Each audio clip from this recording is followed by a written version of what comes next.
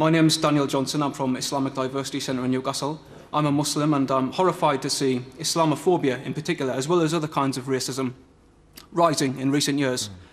One cause of that is foolish people like Anjum Chowdhury and his cronies, and another is people like Tommy Robinson and his cronies.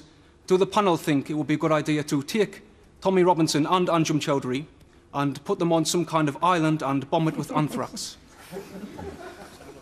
OK, that's quite strongly put, but I think I get the idea.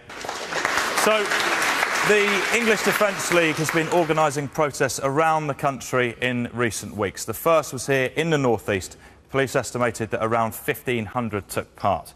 Protesters were heard shouting, "Whose streets? Our streets." Tommy Robinson, leader of the EDL.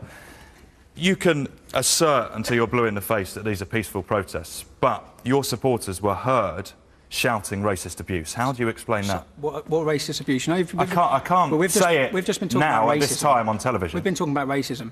I'm from Luton Town. You're talking about racism, OK? There is no racial tensions in the town I come from. When David Cameron says multiculturalism has failed, Sikhism, Hinduism, Jews, they haven't failed to integrate into society. Islam has failed.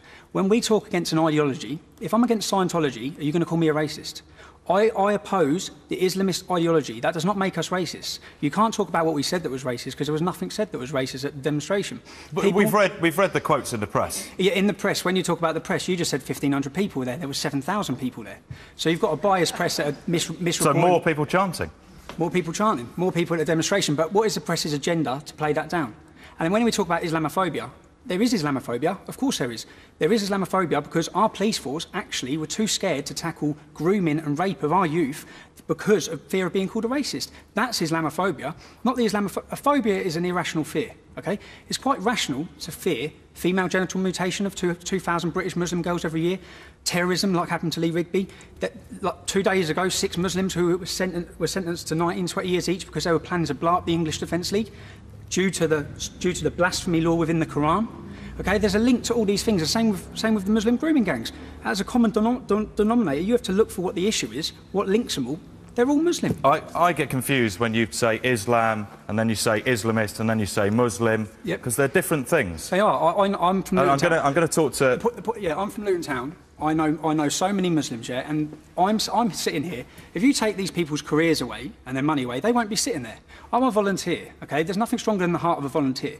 What has happened to me through having this opinion and speaking out the way I do, it's destroyed my life, it's destroyed my wife's life, it's destroyed my mother's life. I live with constant death threats. I've got some of them here if you want to read when we talk about a two-tier policing system. I have to wear a bulletproof vest. I've got people wanting to murder me and massacre me. Well, then stop being a racist and a bigot. Racist?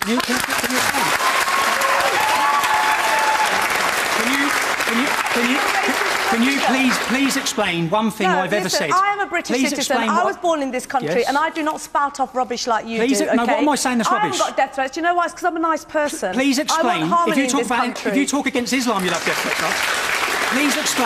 Please explain what I've said that's racist. Please explain. What you've done is... No, please